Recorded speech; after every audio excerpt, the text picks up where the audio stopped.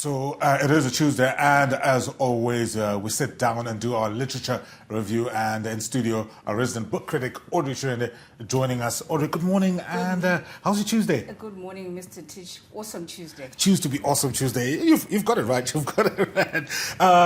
Which book are we talking about this morning in our book review? Okay, it's called Tempted Faith, and the author is Annie Natasha Macho. Yeah. She's based in South Africa at the moment, but originally from here. And what is it about? I'm sure you've, as our resident bookworm, you've gone through it. What is this book in particular about? Okay, so she chronicles her journey. She had a life-changing moment when she got critically ill. So she narrates the whole journey from the moment it started, her stay in hospital, lessons learned. Yeah, it's very mind-blowing if you actually read it. You'll think you're watching a movie, but yeah. So, I mean, do we classify it as a memoir? Is it a biography? How would you categorize her writing? I would say this is a memoir, biography, but more of a motivational book, non-fiction. And obviously the objective is to try and inspire someone out there who would have gone maybe through the same thing or even worse. You know how we're always saying someone is going through a lot. Yeah. That's why we always say we need to be kind to each other. Yeah, so it's one of those books. And I mean, just obviously you talked about how she's narrating her journey and the experiences that she's going through, the takeaways, the lessons that we can draw from this particular book. Okay, so we've got one of the lessons, developing a strong and personal relationship with God.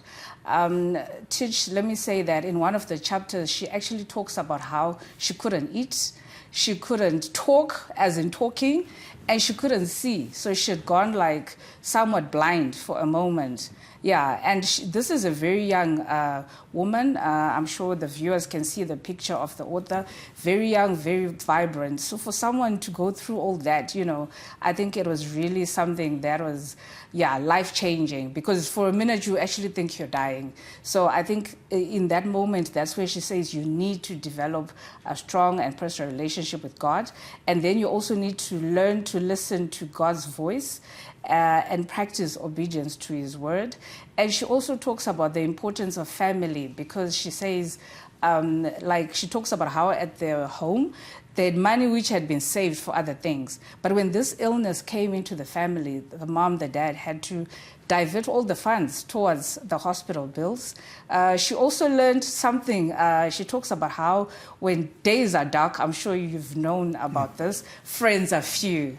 Yes. Yes, true, yeah. Yes, because she talks about how she couldn't imagine why some of the people that she used to associate with couldn't even check up on her, you know, when she was going through the darkest moment. And just from hearing you articulate some of the takeaways and lessons from this book, and even what you said at the beginning about how it's like a movie, how do you feel she was able to articulate her journey, her story, and impart these lessons through her writing? So she even talks about when she was going through all this, she never thought she would be able to have the courage to actually write a book. But she was convicted so strongly that from this illness and how she recovered, because in one chapter she talks about how she couldn't talk, but there was a nurse who would actually come and read the Bible for her and pray with her every day. This is something which was also very amazing for me to say, we've got people when these professions, it's actually like it's a calling, it's no longer a job for them. And one of the days that nurse actually came back and said, I heard you singing last night. So she was amazed to say from not talking to just singing throughout. So this is like a miracle, hey? So for her, she says she had to put it in a book so that someone else out there can actually read this and be ministered to. And I'm looking at the author there, Annie Natasha Amato. What's her background, and has she written other works before? Is this a debut book? What's her history in relation to her writing? This is actually her debut book. She grew up in Chitungwiza, and she did her high school at Hatfield Girls High. She's a devoted member of Abiding Hope Global Ministries. under the guidance of Bishop Gladler. I think I've met Bishop Gladler, very prominent man. She serves in the protocol department, and she's a skilled beauty therapist dedicated to helping others feel confident and beautiful. And now she's an author, and she's using all her life skills into storytelling. I love this. I think, do you believe anybody can be a writer? What does it take to be a writer? Is it about your lived experience, about your ability to string sentences together, or just about your ability to tell a story?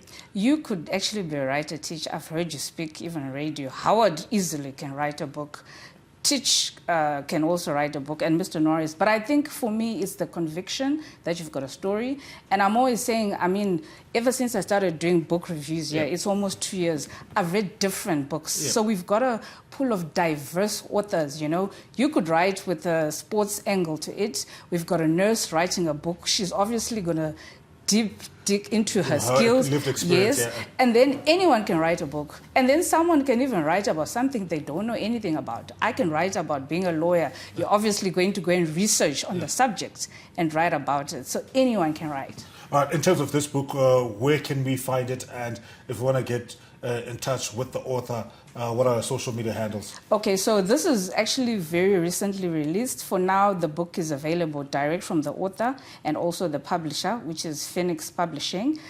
She's on social media on TikTok, Tashan24, Facebook, Charlie Tash Annie, and Instagram, I'm the Queen of the Heart. And the book is going for $10. Chete. That sounds like a bargain, especially for some of the lessons that you did single out and highlight that we can get from the book. Thank you very much. Unfortunately, our time is done, but it's always a pleasure having you here on Tuesday and just going through some of the books that are coming out of this lovely country. Thank you, Teach. I can see you're becoming a bookworm. Thank you so much. Well. Konapo, Ipapo, Bazetian Prime, DSTV channel 294, the place to be.